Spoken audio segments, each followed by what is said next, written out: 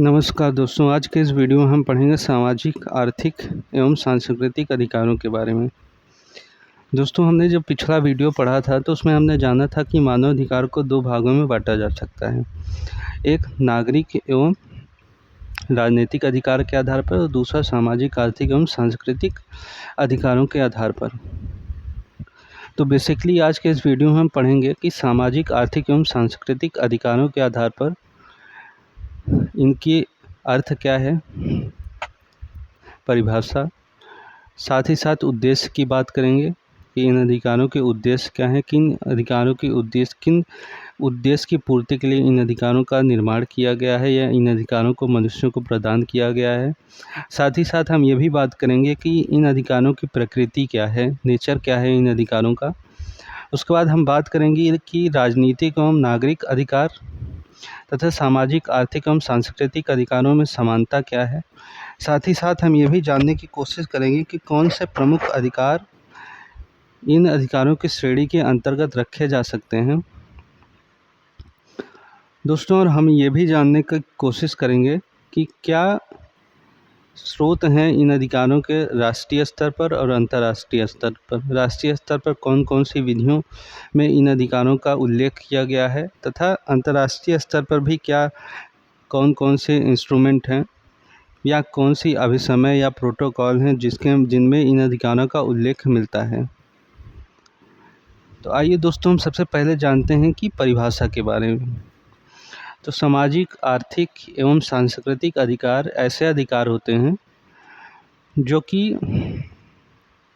मनुष्यों के नागरिक एवं राजनीतिक अधिकारों के संरक्षण, प्रयोग में महत्वपूर्ण भूमिका निभाते हैं। साथ ही साथ मनुष्य के संपूर्ण विकास एवं सम्मानपूर्वक जीवन में भी सहायक होते हैं।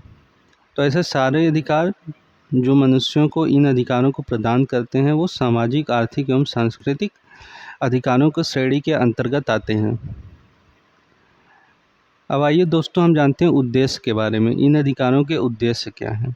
जो प्राथमिक उद्देश्य है इन अधिकारों का वो है कि मनुष्यों को उनके सामाजिक, राजनीतिक एवं नागरिक अधिकार के संरक्षण एवं प्रयोग में महत्वपूर्ण भूमिका निभाना। दूसरा ये है कि मनुष्यों की न्यूनतम आवश्यकताओं की पूर्ति करना। न्यूनतम आवश्यकता से तात्पर्य है कि ऐसी आवश्यकता जिनके बिना मनुष्य का जीवन पूर्ण नहीं हो सकता या वो अपना संपूर्ण विकास नहीं कर सकते, जैसे कि शिक्षा का अधिकार हो गया, स्वास्थ्य का अधिकार हो गया, स्वच्छ वातावरण का अधिकार हो गया। तो ये सारे अधिकार न्यूनतम आवश्यकता की श्रेणी के अंतर्गत आते हैं, जिनको राज्य का ये कर्तव्य है कि वो अपने नागरिकों को ये अधिकार अवश्य रूप से प्रदान करें। उसके बाद अन्य उद्देश्य के अंतर्गत हम ये देखते हैं कि ये अधिकार मनुष्यों की एक मानवपूर्ण समाज का निर्माण करने में भी सहायक होते हैं। साथ ही साथ ये मनुष्य के ऊपर होने वाले क्रूरता, अमानवीय व्यवहार, इन सब चीज़ों से भी मनुष्य को संरक्षण प्रदान करते हैं। उसके बाद दोस्तों, हम जानते हैं कि इन अधिकारों की प्रकृति के बारे में। तो ये अधिकार सकारात्मक अधिकार के अंतर्गत आते हैं। सकारात्मक अधिकार ऐसे अधिकार होते हैं जिनके संरक्षण के लिए सरकार को कुछ सकारात्मक कदम उठाने पड़ते हैं। वो कदम विधि भी हो सकती है या कोई आदेश हो सकता है या कोई योजना के आधार पर भी राज्य अपने नागरिकों को इन अधिकारों को प्रदान कर सकती हैं। उसके बाद हम बात करते हैं समानता की, कि राजनीतिक एवं नागरिक अधिकार तथा सामाजिक, आर्थिक एवं सांस्कृतिक अधिकारों में क्या समानता है। तो अगर हम समानता की बात करें तो राजनीतिक एवं नागरिक अधिकार मानवता एवं स्वतंत्रता की बात करते हैं। वहीं दूसरी तरफ सामाजिक, आर्थिक एवं सांस्कृतिक अधिकार सामाजिक, आर्थिक एवं सांस्कृतिक, मनुष्य के सामाजिक, आर्थिक एवं सांस्कृतिक विकास के बारे में बात करते हैं कि इनके सामाजिक, आर्थिक विकास कैसे किया जा सकता है या कौन कौन से अधिकार इनके श्रेणी में आते हैं, इन सब के बारे में बात करता है। अब आइए हम दोस्तों जानते हैं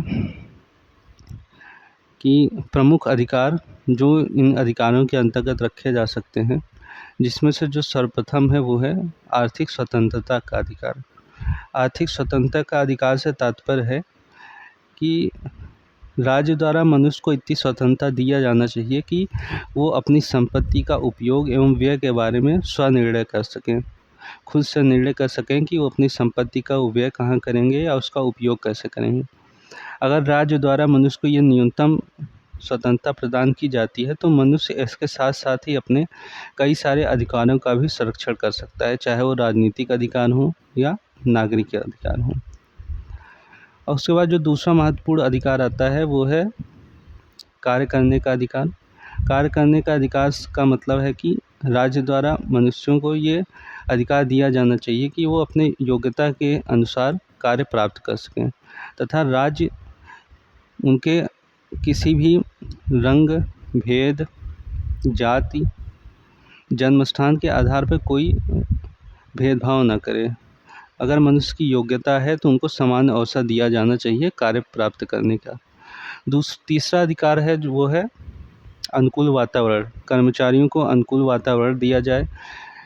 कार्यस्थल पर जो व्यक्ति कार्य कर रहे हैं उनको उचित वातावरण प्रदान किया जाए, चाहे वो अवकाश का हो या पदोन्नति के विषय में हो, समान वेतन की बात हो, तो ये सारे अधिकार कार्यस्थल पर कर्मचारियों को प्रदान किए जाने चाहिए।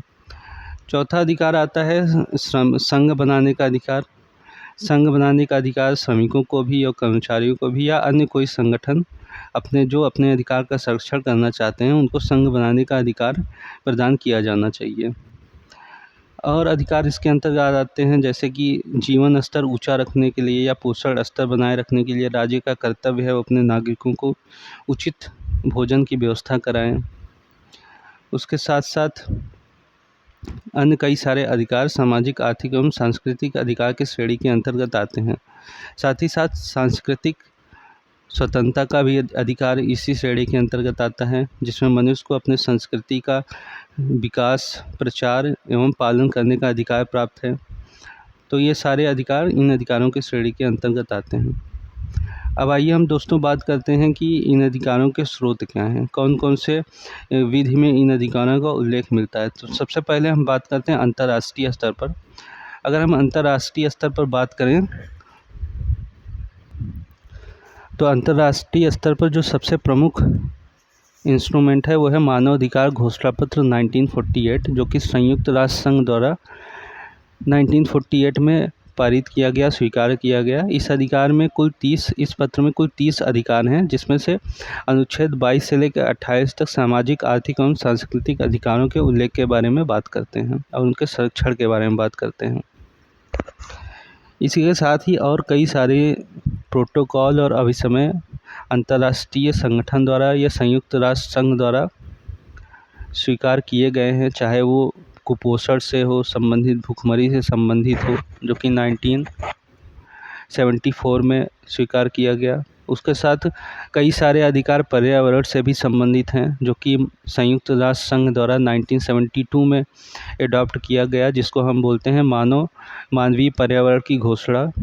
ये 1972 में संयुक्त राष्ट्र संघ द्वारा एडॉप्ट किया गया। इसमें मनुष्य का पर्यावरण से संबंधित कई सारे अधिकारों के संरक्षण की बात कही गई। उसके साथ साथ सामाजिक प्रगति एवं विकास का घोषणा पत्र, जो कि 1989 में एडॉप्ट किया गया संयुक्त राष्ट्र संघ द्वारा। तो ऐसे कई सारे इंटरनेशनल इंस्ट्रूमेंट हैं या अभिसमय प्रोटोकॉल हैं, जो कि अंतर्राष्ट्रीय स्तर पर आर्थिक, सामाजिक एवं सांस्कृतिक अधिकारों के संरक्षण की बात करते हैं।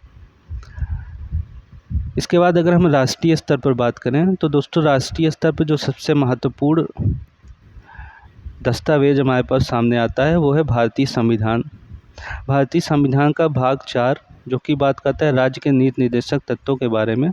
उसमें कई सारे आर्टिकल सामाजिक, आर्थिक एवं सांस्कृतिक अधिकारों के संरक्षण की बात करते हैं, जिसमें कुछ प्रमुख अधिकार हैं जैसे कि समान न्याय एवं निःशुल्क विधिक सहायता का अधिकार। उसके साथ साथ 6 से 14 वर्ष के बच्चों के लिए निःशुल्क शिक्षा का अधिकार, उचित पोषण स्तर एवं जीवन स्तर बनाए रखने के लिए राज्य के कर्तव्य, पर्यावरण का अधिकार। तो ये सारे अधिकार सामाजिक, आर्थिक एवं सांस्कृतिक अधिकारों की श्रेणी के अंतर्गत आते हैं। दोस्तों इस वीडियो में हम यहीं तक पढ़ेंगे और अगले वीडियो हम पढ़ेंगे अपना नेक्स्ट टॉपिक, जो कि डील करता है राष्ट्रीय स्तर पर ऐसे संस्थानों के बारे में जो कि मानवाधिकार के संरक्षण की बात करते हैं, और राष्ट्रीय स्तर पर भी ऐसे कौन कौन सी संस्थाएं हैं जो कि मानवाधिकार के संरक्षण की बात करते हैं। तो इस वीडियो में हम इस बारे में हम नेक्स्ट वीडियो में पढ़ेंगे।